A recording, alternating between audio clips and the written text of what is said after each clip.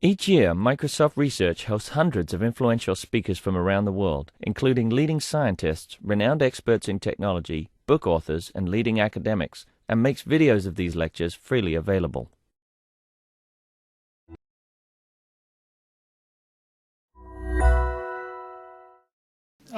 Last but not least, we have Sanjam Garg talking about candidate multilinear forms. Sanjam is currently the Joseph Raviv Memorial Postdoctoral Fellow at IBM New York. Before that, he graduated from UCLA with Rafi Ostrowski and Amit Sahai as his advisors. Sanjam actually started his research in cryptography as an intern in this lab. So we are happy to see him grow up and come back as an invited speaker here. His interests, of course, are broadly in cryptography and, multilinear maps for sure.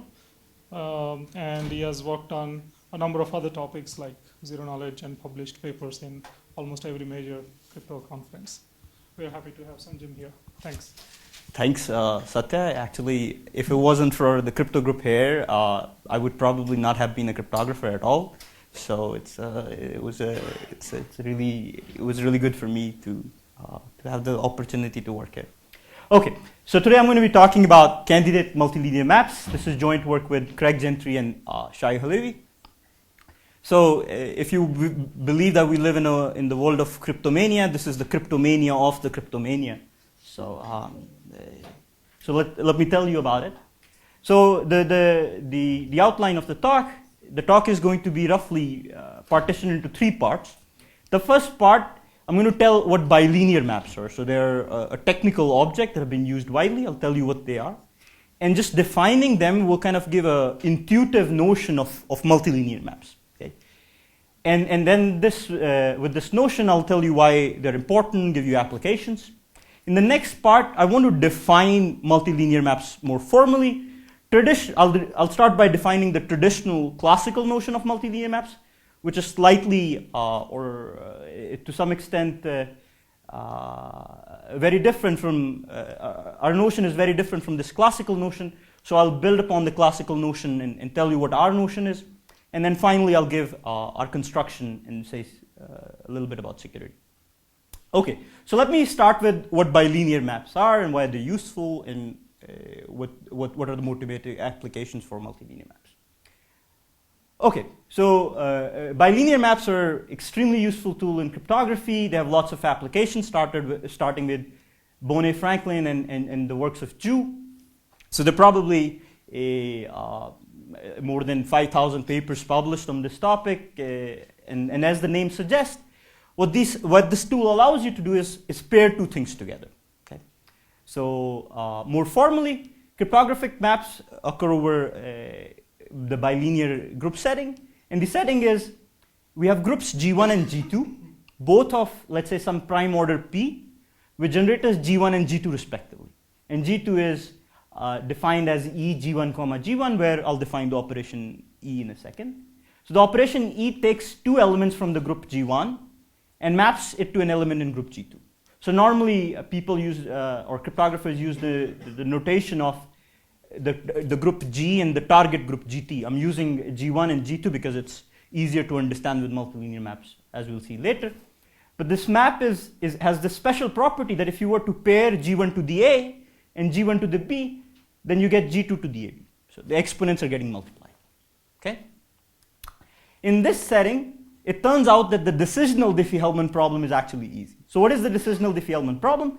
The decisional Diffie-Hellman problem is that if I give you G1 to the A, G1 to the B, and a value T, and your task was to distinguish whether this value G1 to the AB whether this value T is G1 to the AB or not, then you would have a hard time doing that. But in the setting of these cryptographic bilinear groups, we have that this problem is actually easy. You can see that. So if you were to pair G1 to the A and G1 to the B, the exponents will get multiplied, and you get G2 to the AB. So the exponents are getting multiplied. On the other hand, if you were to pair G1 with T, T is also G1 to the AB. So if you were to pair them, you would still get G2 to the AB. So you can pair these values and check if they're equal. If it's actually indeed G1 to the AB, then this equality will hold, and otherwise not. Okay? So this problem turns out to be easy in the setting of bilinear groups, But for the computational variant of this problem, it is actually hard. So what is this problem? So in this problem, the goal is that given G1 to the A and G1 to the B, the goal is to actually compute G1 to the AB. So note this is G1 to the AB, not G2 to the AB. Okay? So you want the multiplication in the first group, G1. Okay? So this problem is actually believed to be still hard in these settings, and this is this gap is what makes applications possible. So the instantiations for these objects come from Wheel or Tate pairing or elliptic curves. For applications, we, besides computational Diffie-Hellman problem, we actually make various other assumptions, such as the bilinear decisional Diffie-Hellman problem. The problem is that if I give you G1 to the A, G1 to the G1 to the A, G1 to the B, G1 to the C, you cannot distinguish G2 to the ABC from that. So note that in the setting of bilinear groups, G1 to the AB was easy. But if I was to put 3 terms here, then it suddenly, or at least what we believe is that this problem is hard. Okay. Is that clear? Okay, so the generalization to the setting of multilinear maps was first envisioned by Bonnet and Silverberg, and they put forth this notion, and it was pretty clear that having such a tool would have lots of applications. In this work, we provide construction for multilinear maps. There are certain caveats. The first is that it's a candidate construction. So what I mean by that is that it's not based on well-studied assumptions. So we put forth new assumptions and use those new assumptions to build our construction. Our security relies on these new assumptions. So these are not like learning with errors problem. Second thing is that they're approximate. So the intuitive notion that you have in multilinear maps. So note that here you're putting 3 things in the exponent, and you can multiply 2 things in the exponent for free. In the setting of multilinear maps, the hope is that you will put more terms in the exponent. So if you had a 3 multilinear map, you'll put 4 things in the exponent. Okay? So this clean notion of multilinear maps that I just described is not what we realize, but we realize a rather approximate variant of this. Okay? Again, there are many exciting applications that we have using this tool. I'll describe some of them. The first application I want to talk about is non-interactive key exchange. So this was first posed by Diffie and Hellman in '76. And their idea was if you have 2 parties, Alice and Bob, and if they were to publish their public keys, then using just their public key, we should be able to, or Alice and Bob should be able to establish a shared secret key. Okay? So that both Alice and Bob have access to this key, and nobody else can figure out what this key is. Okay? So this was the problem they posed, and they realized for the 2-party setting. Okay? Next, the bilinear maps were the tool that were used to extend this result to 3-party setting, and this result is due to Zhu. And the problem that he left open was, can we realize this primitive for larger than 3 parties? Okay? And actually, Bonnet and Silverberg in their paper showed that if we had multilinear maps, then we could extend this application to larger than 3 parties. Okay? So the application is actually pretty easy. Let me describe it.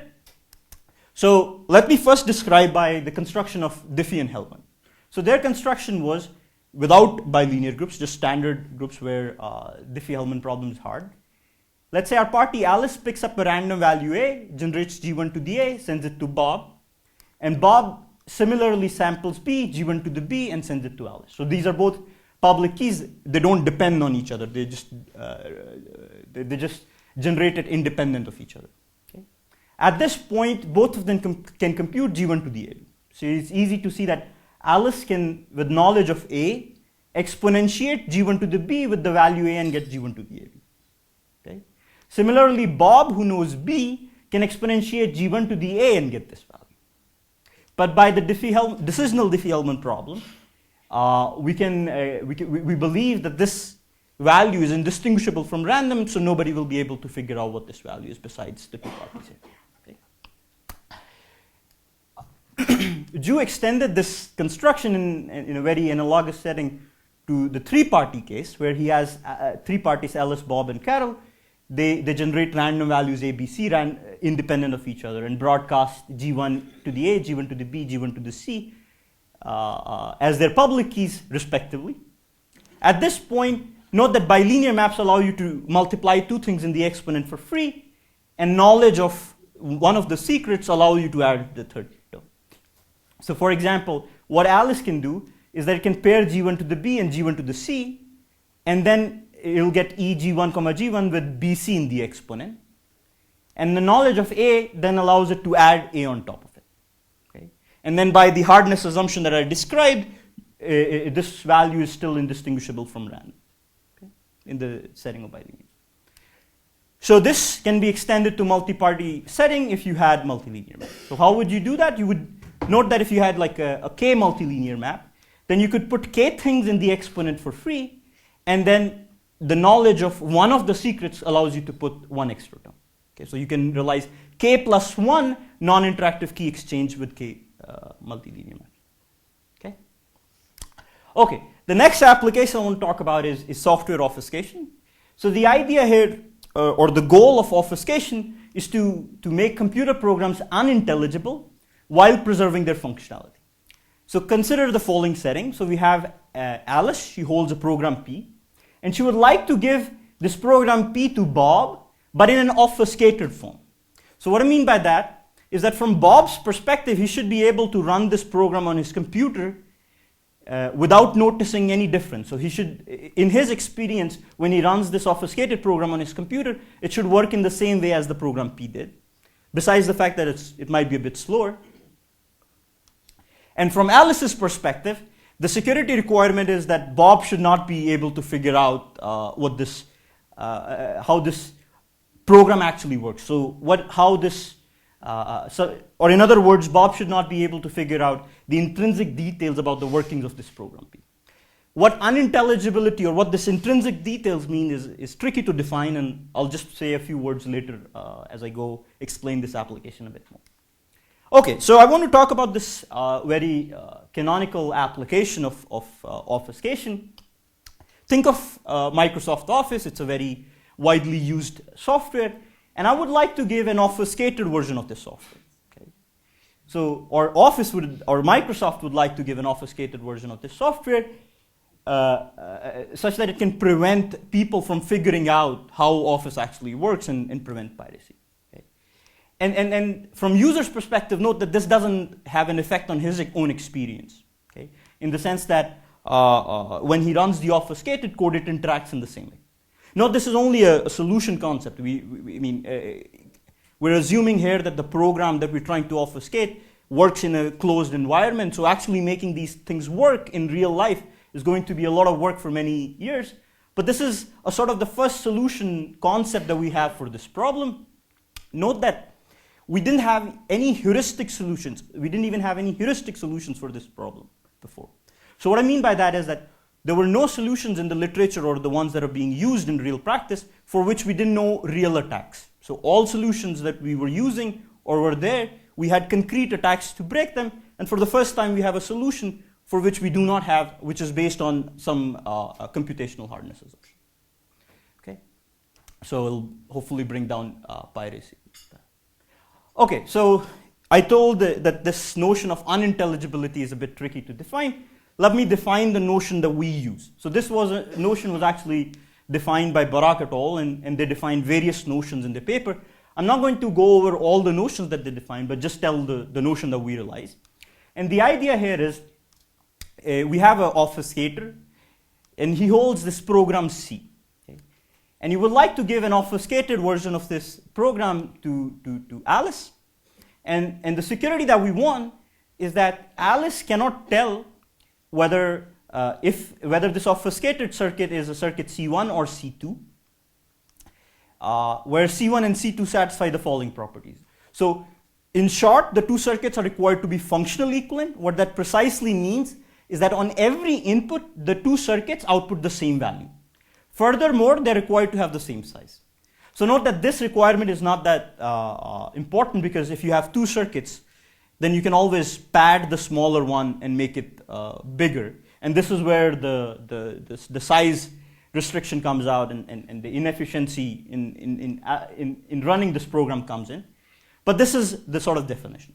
So it might seem that we're trying to obfuscate the same circuit, same function. So we have two circuit realizations of the same function. Why should this be useful? So this is a topic for another talk, and I'm not going to talk about it. Just wanted to tell you that even though you might have this intuitive feeling that we're trying to obfuscate the same a function, a circuit which relies, and the security requirement is that you can't tell which circuit I've obfuscated, it's still very useful and has a lot of applications.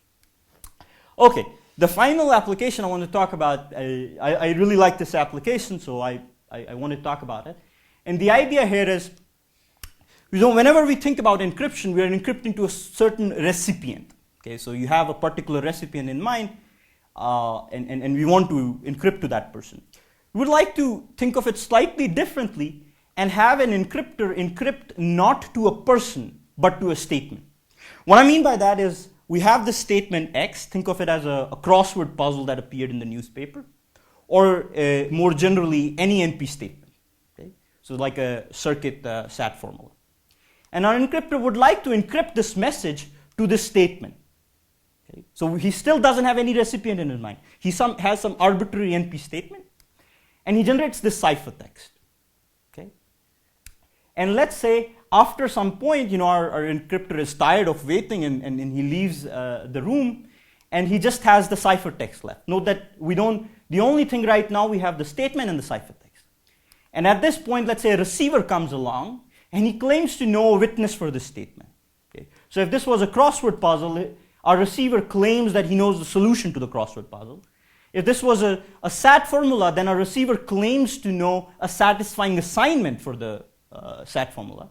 Then we want that this receiver should be able to figure out what the encrypted message was efficiently in polynomial time. Okay? So this is what the functionality requires.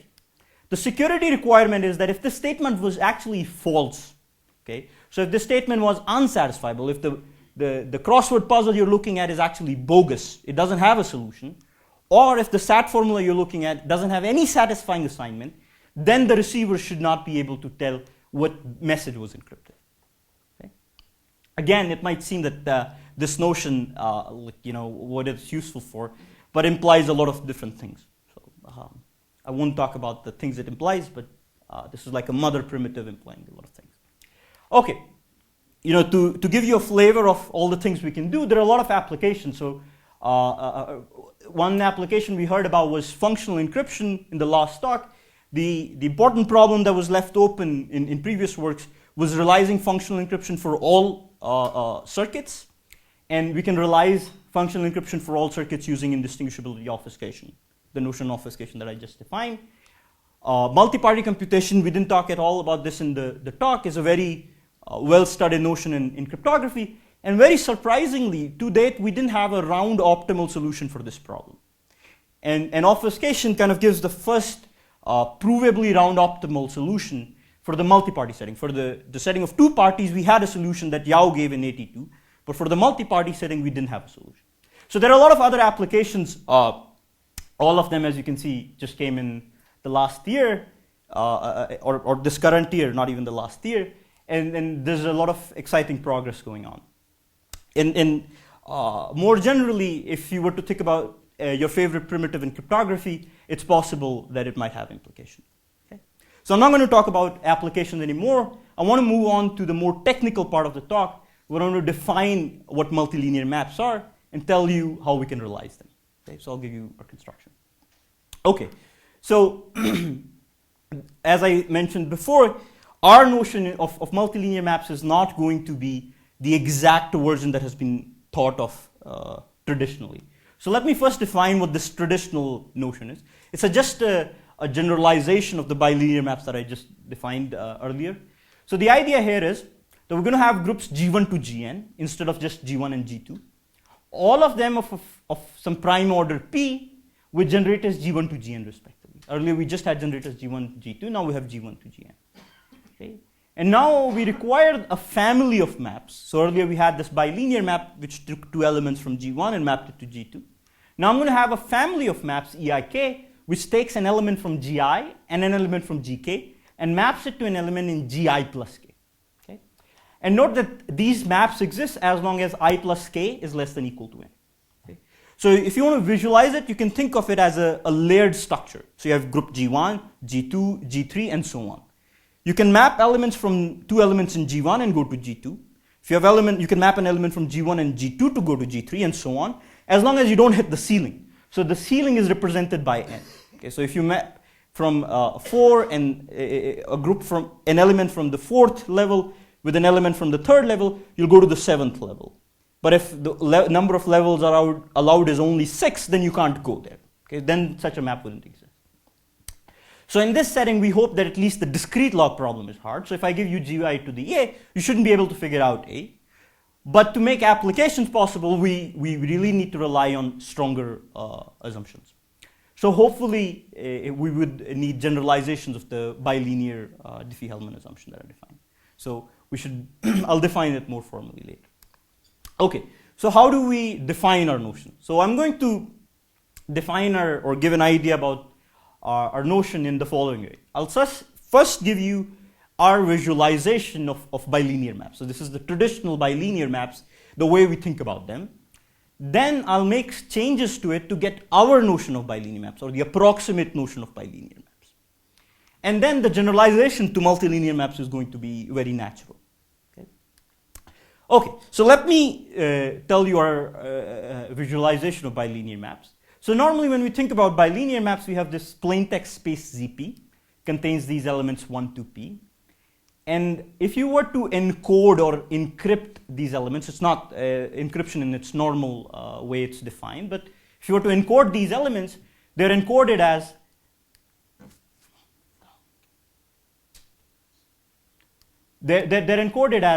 G1 to the 1, G1 to the 2, and G1 to the P. Okay, so you have the generator and you exponentiate the generator with the plain text element. Okay? This is at the first level, or the group G1. So I'm going to, if I say the first level, I mean the group G1. And if I say the second level, I mean the group G2. Similarly, at the second level, if you want to encode, you exponentiate G2 to the value. Okay? So note this G2 is E G1 1 paired with G1 1. The subscript denotes the level we are at. The superscript denotes the plain text element that's encoded. Is that clear? Okay, so there are certain properties that we take for granted from bilinear maps. I want to make that explicit because it's not going to be as easy to achieve these properties in the setting of multilinear maps or R constructions. So the first property is that if it's easy to sample randomly from this set 1 to P. Okay, so you can just sample a random number, and that's good enough. Okay, so this is a very easy property that's easy to note here. The second property is equality checking. If I was to give you two encodings, if I was to write two encodings and give you on the piece of paper, you can check if they're the same because they're literally the same bit string. Again, this is a trivial property. This is not going to be as easy to achieve in our setting. Next is addition. So addition allows you to, if you were to multiply G1 to the 1 with G1 to the 2, then you get an encoding of the sum of the terms encoded by these encodings. Okay? So multiplication of two encodings gives an encoding of the sum of the encoded terms at the same level. So G1 to the 1, when you multiply it, the exponents get added, you get G1 to the 3. Similarly, if you wanted to do multiplication, then you can pair G1 to the 1 with G1 to the 2, and you get G2 to the 2. Okay, so you move one step ahead, right? So this is a sort of the pairing, think of the pairing as a canonical operation that allows you to multiply the values in the exponent. Okay, so now getting to our notion, in our setting, the first approximation that we have is that these plain text values or the encodings, they're not going to be unique. So for each entry, instead of having just one value, we'll have a set of values. So we'll have the set S01, which have a lot of values, and all of them denote the plain text element 1. Okay, is that clear? Similarly, we will have for each of the encoded terms at the first level a set. So for example, G12 will have a set S12. This represents the set of level 1 encodings of 2. Okay? And finally, at the level 2 or the group G2 will analogously have sets. So note that the visualization that I described for the bilinear setting and all the approximation that I'm describing can very naturally be extended to the multilinear setting. So if you had multilinear maps, it would just be a group G3 here and G4 and so on. Okay? The union of these sets, which are mutually disjoint, is going to be the set S0. So analogous to ZP, I have this set S0, which is the set of all plain text encodings. Okay?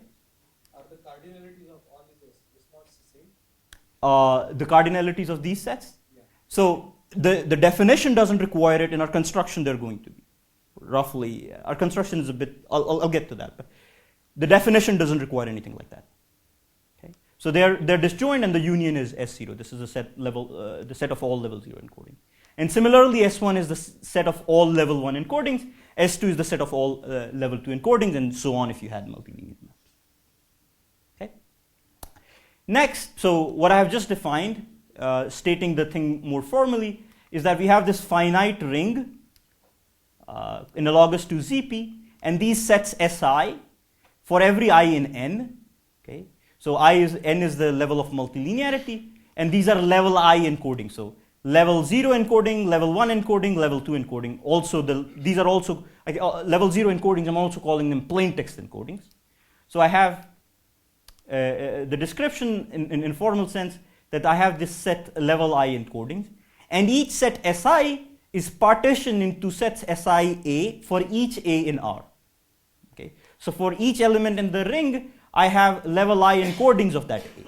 Okay? So for example, here I have level 1 encodings of 1, level 1 encodings of 2, and so on.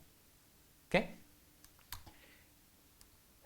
Next, as I told that it was trivial to sample uniformly from ZP, in our setting it's going to be a bit tricky. And the definition requires the following. So the definition says that there should exist a sampling procedure that allows you to sample from the set S0 with the requirement that if you pick an element from S0, it is going to come from one of these sets, right? Because this set can be partitioned into these sets. The requirement is not that it be uniform in this set, but the requirement is that which set it comes from should be uniform. So I'm not asking you to be uniform in S0, nor am I asking you to be uniform. So let's say the element came from S02. I'm not asking you to be uniform from S02.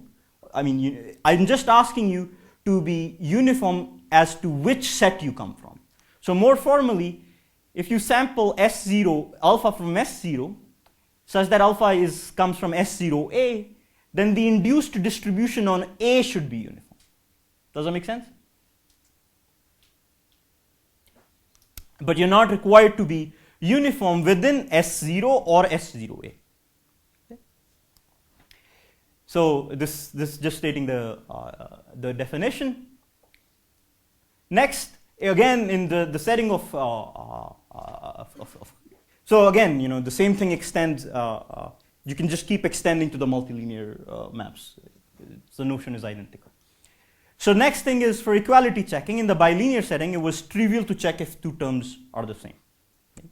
Now that we have sets, each element and each encoding can be represented in different ways. So if I was to write the same value like on a piece of paper twice, I could use two different encodings. Right? So in this setting, we would require a procedure, a polynomial time procedure, that if I was to give you two encodings from the same set, so for example, if I was to give you two encodings from S12, then you should be able to efficiently tell if they come from the same set. Okay? Okay, so there will be an equality test procedure which takes two encodings alpha and beta and a level I, and it outputs 1 if and only if there exists A such that alpha and beta lie in the same set SIA. Okay, next, recall that for bilinear setting we had this multiplication operation when you multiply two encodings, you got an encoding of the sum of the encoded terms. In the setting of our approximate variant, will require that if you pick any element from S11 and any element from S12, there exists a canonical addition operation such that when you perform that operation, you get an element from the set S13. Okay? Just the analogous property, except that now it's needed for every pair of elements here rather than just the specific one. So just stating it formally, for every level I of the encodings, if you take any two encodings alpha and beta from sets SIA and SIB, you were to add or subtract them, then you will go in the set corresponding to the sum or the set corresponding to the subtraction respectively. Do you care about that the result is distributed in the other set? So that's a part of the security requirement. I haven't said anything about that yet. Okay. So I'm just describing step by step the changes we need to make. Okay. Yes. So do you need efficient decoding in level 0? What do you mean by efficient decoding? Going back? Going back to So for applications, that's not needed. Actually, that turns out it's not crucial. And if you have secret parameters, in the construction, if you have the secret parameters, you can do that. With public parameters, you cannot. In fact, the sampling procedure that we have doesn't even, if you give me an encoding of 1, it cannot do that. It can just give you an encoding of a random element. Okay? So you can sample randomly from 1 to p. You cannot sample 3, for example. Okay?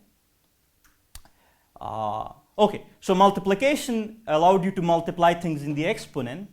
And similarly, for our notion of bilinear maps, we require that we'll have a canonical multiplication operator, which allows you to multiply any two elements here, so any element from S11 with any element from S12, and go to an element in S22. Okay? Yes? If you want to multiply again the results, how can we do this? Because the results of multiplication of, say, A and B goes to G2. Yes. And I want to multiply again the result to C. Yes. So if you want to go one step, you will move ahead if you do that. So think of if I had G3, G4, and so on. If you were multiplying, you can multiply as long as the groups exist, which are a priori specified. And if they exist, then you can multiply the element that you got here in S22 with, let's say, G12 again, then you will go in S34. Okay, so maybe I can draw it. So if you were to take an element in S22, the one you got, and you were to multiply it again with an element from S12, then you will go in S34, right? Because the bases add, the exponents get multiplied. Okay? Any other question? Can you use the roots of unity to do this? Roots of unity to? So I haven't specified any security requirement, for example. If you were to give values in the clear form, you can still do this, right? Yeah.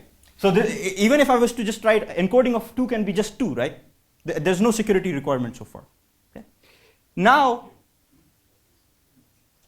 so this is multiplication. Formally defined, we have this canonical operator multiply, such that for every I comma k, which are levels, such that I plus k is less than n, less than equal to n, and you can multiply the encodings and get an encoding in the product. Okay. So the final and perhaps the most crucial requirement or weakening in terms of functionality for the scheme is that all the operations that I defined were, as I specified, were required to work if you picked any elements in these sets. Our weakening is going to be that all these operations, so within each set of each of these sets, I'll have a subset. So within S01, I have a smaller circle. Within S11, I have a smaller circle. Within S2P, I have a smaller circle. And within S34, I'll have a smaller circle. And all the operations are required to work. So equality checking or addition or multiplication are only required to work as long as you come from these sets. If you go outside the set, then all bets are off. Then I don't guarantee whether addition will work correctly. I don't guarantee if multiplication will work correctly. Is this point clear? There's Yes. something more fine-grained, right? Yes. Added noise. Yes, so in the construction, what these smaller sets are values which have a parameter associated with them, which is a noise parameter, similar to FHE, fully homomorphic encryption scheme, if you know about it. And if you were to, as it happens in FHE, when you add things or you multiply things, noise grows. In our setting also, noise is going to grow as you add or multiply things. And at some point when you keep multiplying or adding things, you will go outside the set, and at that point we will have no correctness property. Yes? Why not define SIIJ to just be the smallest set? It'll become clear from the construction. So it's more natural. The mathematical object that's related is more closely defined with respect to S01. Any other question? Just to follow up. Yes. That you probably want that when I add to or multiply two things with small noise, I still get small noise, right? Yes. You want it to be small, but there's not enough world to carry on that. At some point, it's going to stop. But you don't want you multiply two small noise things. You don't want it to immediately. Yes. Because if you do that, then you could say that the noise requirement, then functionality would become useless. You wouldn't be able to do anything with it. Okay. So now is the security requirement. The first requirement is at least the discrete log problem is hard. So if the discrete log problem is not hard, then everything is broken. So what I mean by that is that if I was to give you a level j encoding of A, then you shouldn't be able to compute a level j minus 1 encoding of the same A. You shouldn't be able to go back. You can only go ahead, not back. Okay? The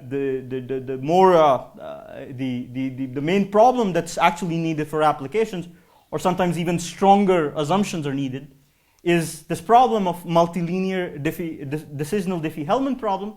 And the problem is that if I was to give you encodings of 1, A1, AN plus 1, and all level 1 encodings of these values, and a level n encoding of T, then it is hard for you to tell whether this encoding T encodes the product A1 to AN plus 1 or not.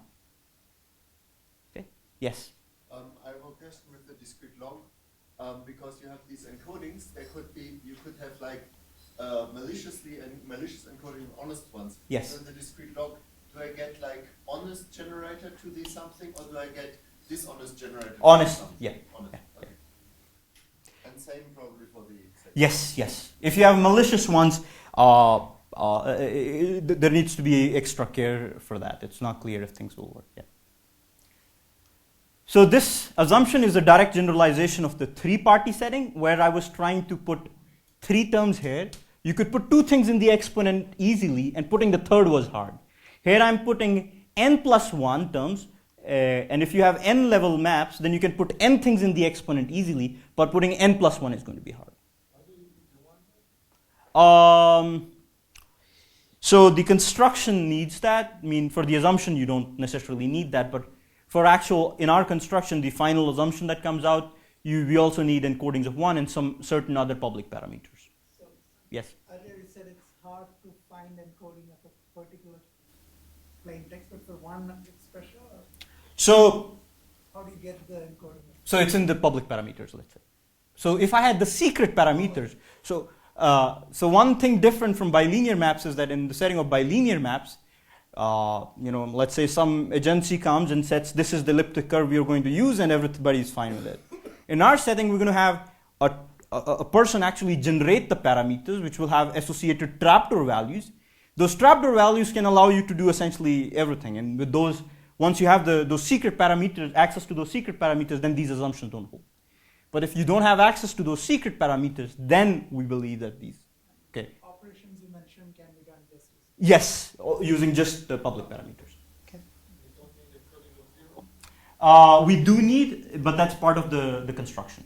Okay, but the description of the definition for the scheme doesn't require that. So you're saying the encoding of 1 is part of the Yeah, it's usual to have a description of a generator in the schemes so I have that, but there are some applications where you actually never need 1. So for example, obfuscation never needs an encoding of 1, doesn't even need encodings of 0 or anything else.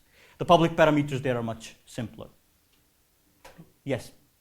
The secret key, public key thing that you need, is that just for this one or it's inherent somewhere? It's inherent for at least the constructions that we have so far. I don't know if things can, I have no idea if these things can be fixed. Okay. Any other questions? Okay, so now let me get to the construction. So do you have also some kind of circuit privacy? I thought there was Circuit, what? the question I asked you before. So do you want, if I combine two elements from a group, how the resulting element is distributed? Do you have to make an assumption? Do you care whether it's, I can see, I have G3, 5, do you care If you multiply, how did you get that? Yeah, So, how I get there? so to ensure the security of this construction, we would need some variant of that security, not always. For example, if you just multiply things together, like if you pick these values, a1 to an plus 1, and used a norm, like we have an encoding procedure, if you just encoded using that directly, then this assumption will not be true. Okay? So we'll have to do something to satisfy the kind of requirement that you want to ensure this kind of security. Does that answer? Okay, so let me get to our construction and tell what it is. So I'll use some of the tools that were built on ideal lattices today. So we're going to work in this ring, the cyclotomic ring. So this ring is think of it as polynomials with integral coefficients mod some other polynomial fx. Without getting into too many technicalities, think of this fx as x to the n plus 1, where n is a power of 2. So such polynomials, with such polynomials, these rings have some really nice properties. Again, we will not talk about them. Next, I'm going to define the other ring RQ, which is fx, the ring of polynomials with integral coefficients mod fx and a prime q. So these are two rings. So think of this as just the ring of polynomials of degree n minus 1 with integral coefficients, and it's the same ring with the coefficients from ZQ.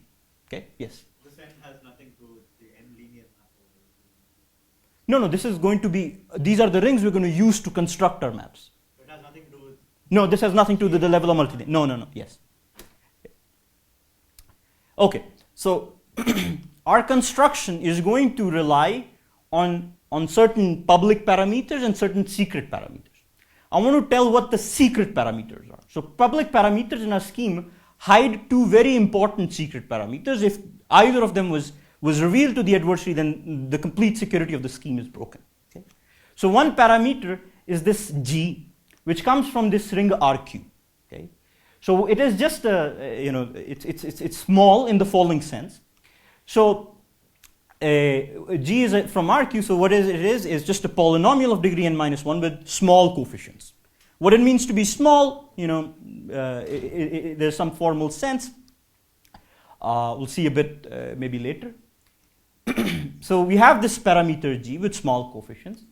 Note that the fact that it's in RQ and the coefficients are small, so they're much smaller than Q, means that it doesn't matter whether I look at it in R or RQ. Is that clear? So if the coefficients here are much smaller than Q, it doesn't matter. The value or the representation in RQ can be also analogously thought in R. Okay. We're going to require that this G define a principal prime ideal in this ring R. Okay. So it's prime ideal, think of it analogous to prime numbers, and principal is that this generator generates the entire ideal. Next, actually getting to your question about why we define things that way, the scalars in our setting are going to be encoded as the cosets of I. Okay, so I'll have a picture to show. Okay, so let me finish this. I'll show the picture. So we have this this ideal is prime. So we have the norm of the R by I, the size of the quotient ring, is this value P, and the cosets represent the integers 1 to p that we're trying to encode. Okay. So let me explain by a picture. So we have, so far I have the secret parameter g and a z. I haven't told you what z is doing. G is doing the following. It defines a principal prime ideal over R, and the cosets of I, so 1 plus I, 2 plus I, and I, define these sets, okay, from my definition. Okay? Of course, if you were to add two plain text elements, if you were to take an element from S01 and an element from S02 and you were to add it, you will get an element in S03. Similarly, if you were to multiply them, you will get in the product coset. Okay? I also had a secret large parameter z. So now I'm going to tell you, and this was random. This is random, so since it's random in RQ, it's also going to be large. Okay? If you pick a random value, it's now going to be too small. It's going to be hopefully large, or of the size of order of the size of Q. Okay. So let me tell you how our encodings are going to look like. I'm not describing how the scheme actually achieves these, like how publicly people can encode things. I'm just describing how they look like. The encodings of S02 are of the form C by Z, and the operations are done in RQ. Okay. So one thing I must mention, so there are a bunch of caveats here and there which I'm ignoring, but if you catch something, I'll answer questions. Okay. So I pick an element from this set S02, I divide it by with this parameter Z, and I get C by Z in RQ. Make sense? Okay. And note that I had this noise requirement. I'm going to say that the sample C that you sample from S02 actually has small coefficients. If these coefficients are small, then all the operations are good. If the coefficients are large, then all bets are off. Then the functionality requirement no longer holds. Yes? We require Z to be invertible. Yes. So that's one of the caveats. So in this ring RQ, not everything is invertible, but if you sample carefully, then most elements are invertible. So it's not a field, but most elements are. Similarly, if you were to encode at the higher level, you divide C by Z square. So instead of having just Z, you will have Z square. What? There's a finite order. Yeah, of course. I mean, we're looking at the cyclotomic field, and the algebraic number field is obtained by extending the number field with the nth root of unity in this case, right? Okay, so let me now say about addition and multiplication.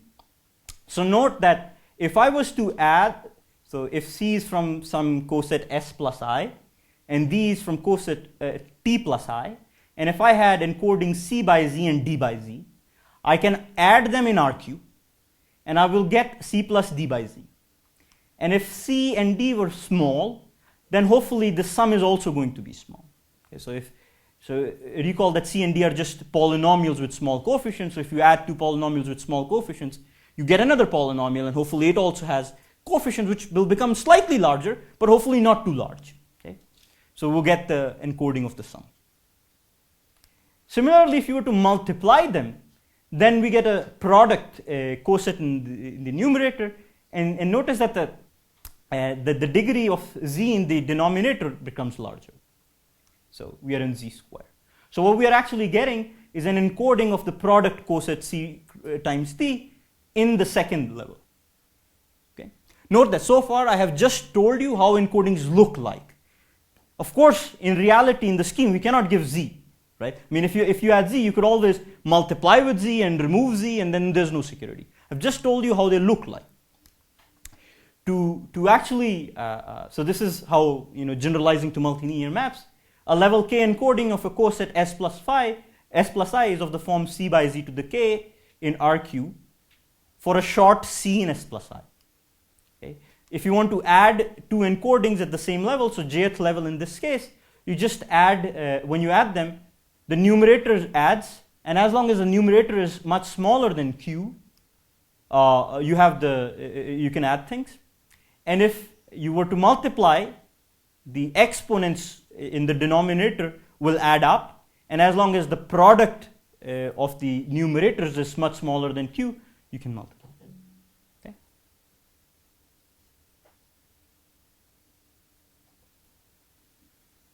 Any question? Okay.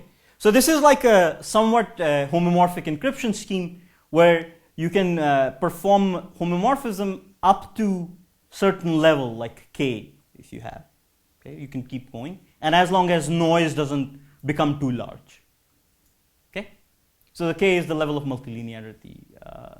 Like k is the level of encoding here, and you could have whatever level you want to go to. Okay, so what I haven't told you about is how actually encoding happens and the sampling inequality check. They are inherently linked. Sampling is inherently linked with how publicly you can perform encodings. So let me first describe sampling. So this is a bit technical, and I'll try to make an effort into telling how the sampling is done. But actually giving the argument is a bit tricky, but I'll make an attempt.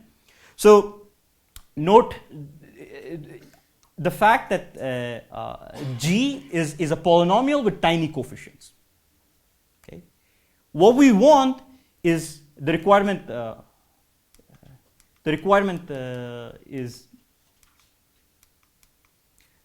is that you want to sample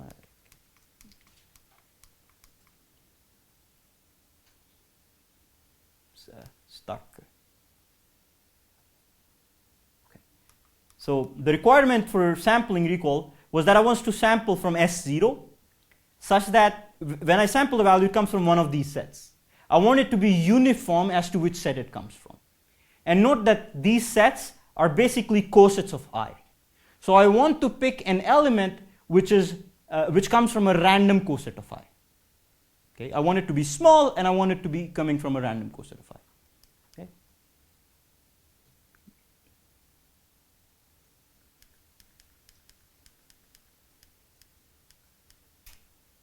Okay. So the idea is going to be just sample a random polynomial.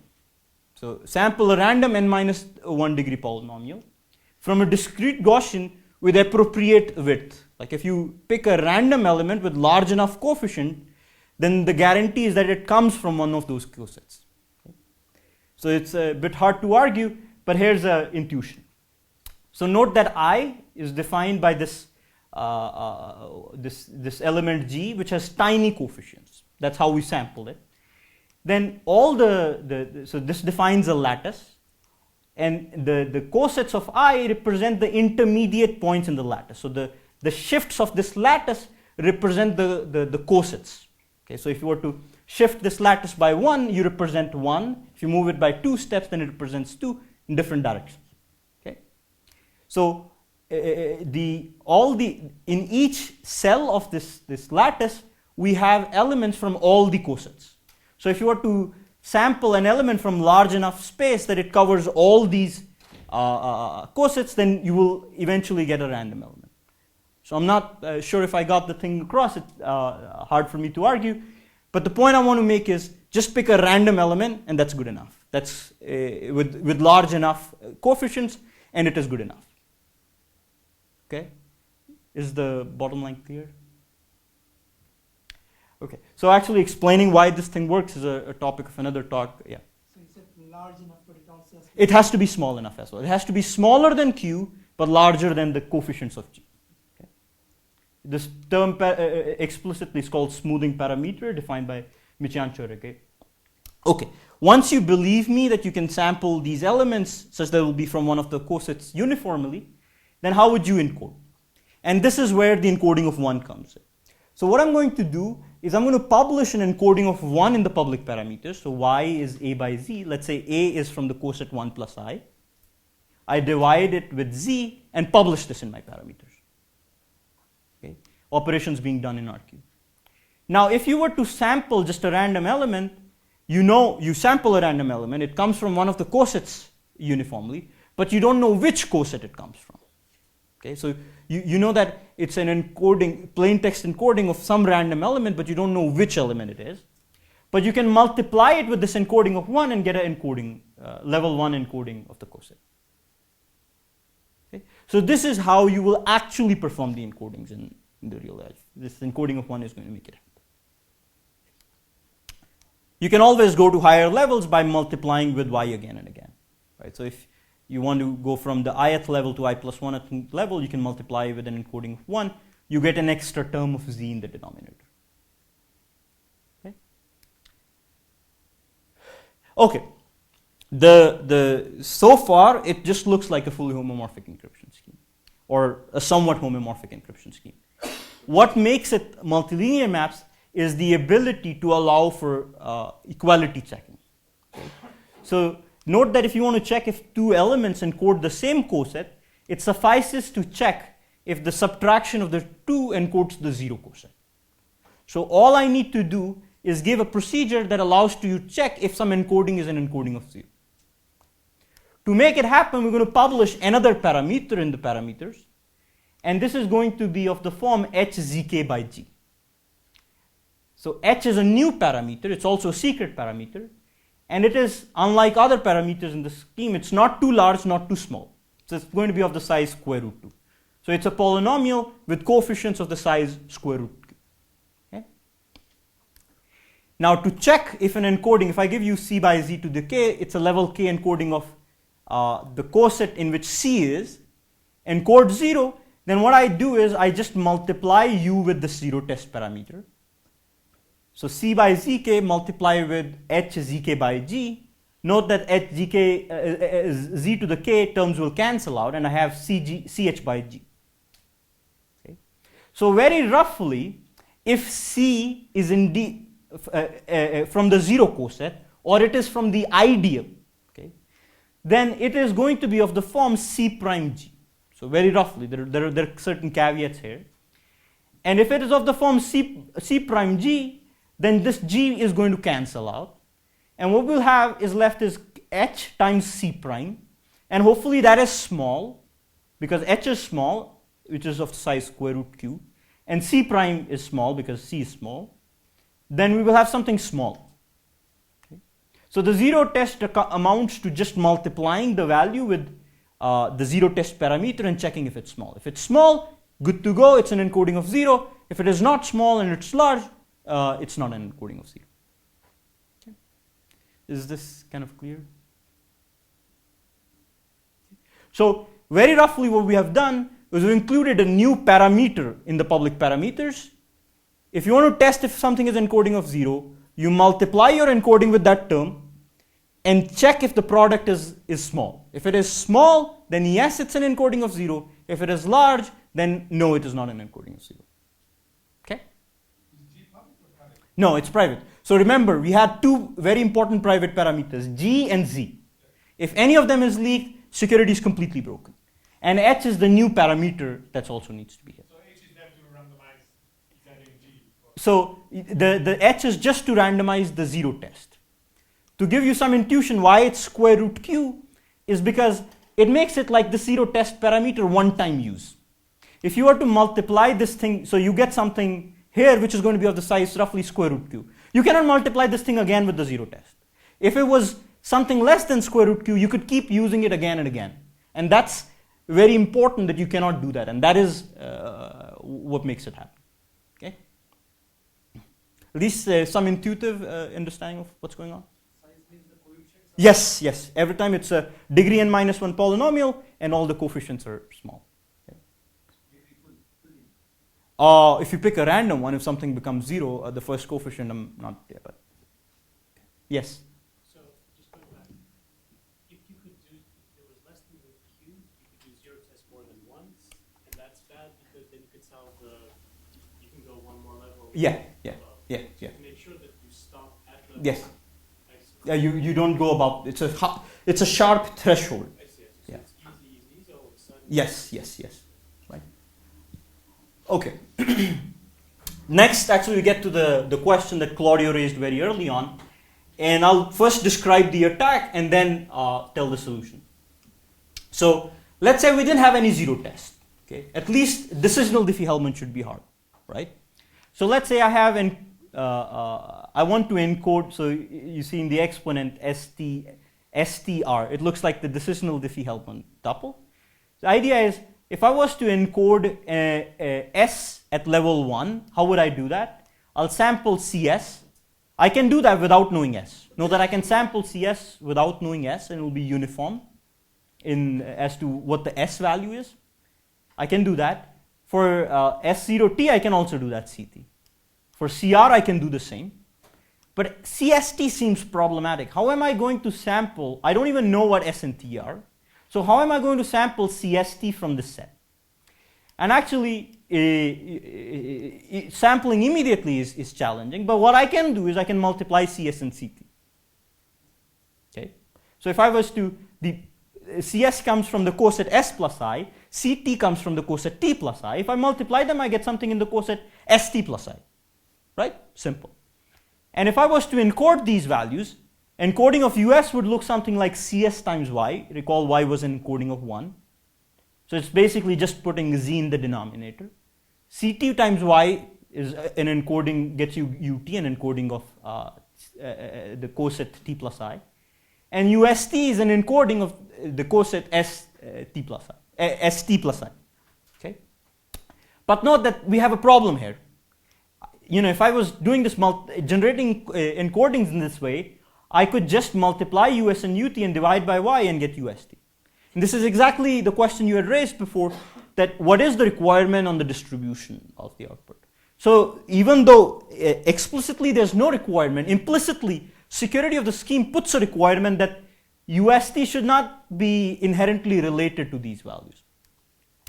So the point is that the value that we have here is very intrinsically related to the values here, and we need to somehow destroy these algebraic relationships. How we do that? US, UT, and UR is fine, right? Those encodings, there's no problem. The only problem is with UST.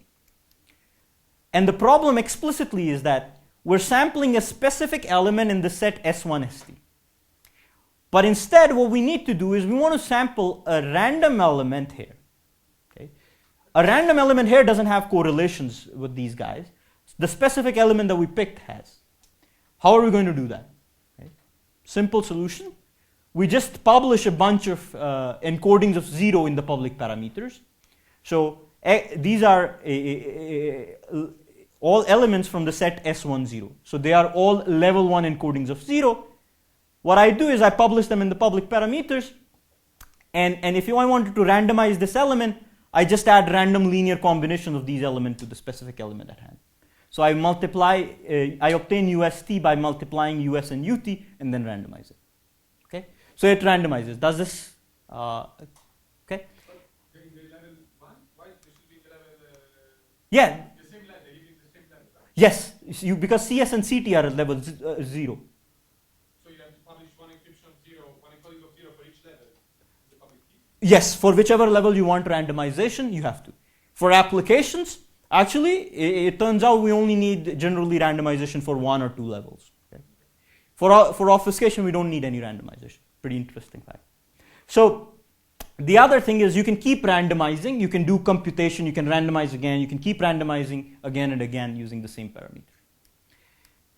So we can obviously also randomize UR so that the distributions are close.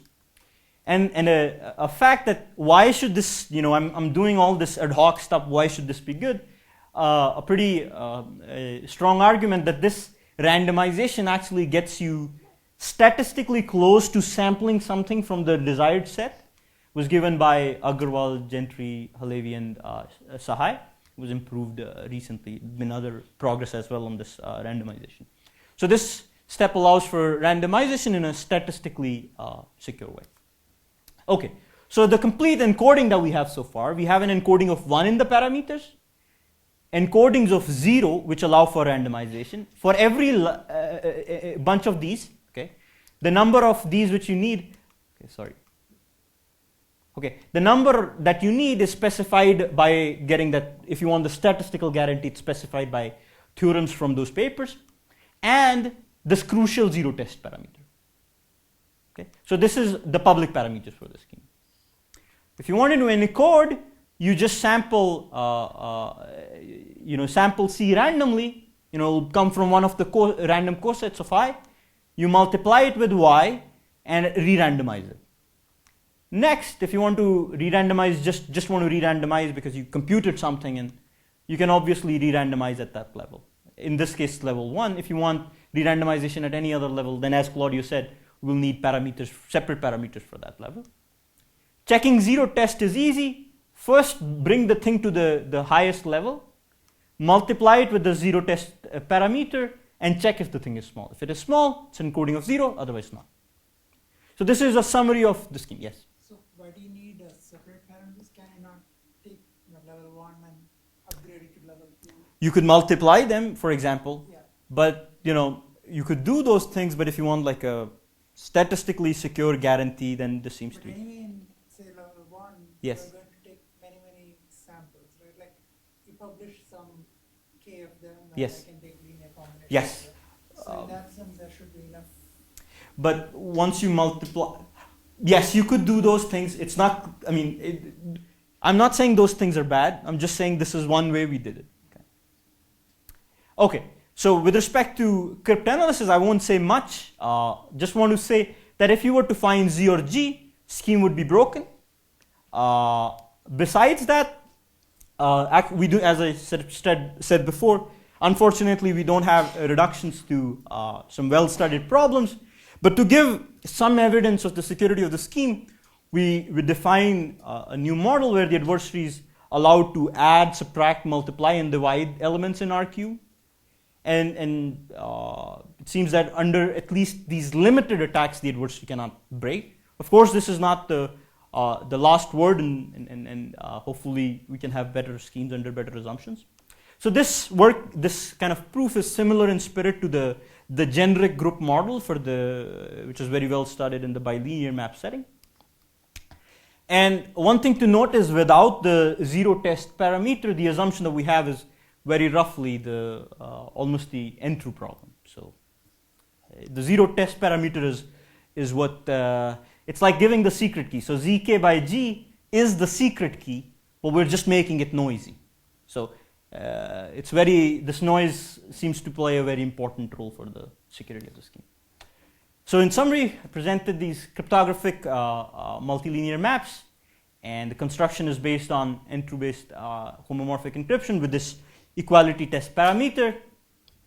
Assumptions are stronger than the n-true assumption, but definitely more cryptanalysis needs to be done.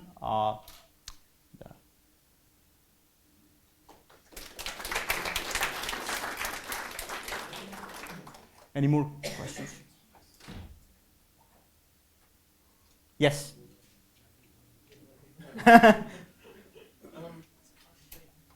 So, I don't know anything about protocols at all, really, but there are 63 people in the room, unless someone came in or left, which is one less than a convenient power of 2. And so if we all wanted to, non-interactively share a key, yes. How big would n have to be? The level of you mean the level of multilinearity or the dimension of the lattice? Or the n in your ring, let's say. Oh, you mean the dimension of the lattice, right? Yeah. So it needs to be polynomial in the security parameter and this number 63. What kind of polynomial? So if I remember correctly, I think it's k square lambda square or k lambda square, something like that. So 63 lambda square or 63 square lambda square, something like that. I don't remember exactly, but something like that. Okay. Yeah. Wait. The security parameter, and then, so I need 63 squared Lambda. security parameter squared. Yes, something like that. Okay. Yeah. So one of the squares I think is not there. I'm just making up, but. Oh yeah, but Yeah, one of the It's not going to hurt, isn't it? Oh, it's going to hurt a lot, but yes. Well.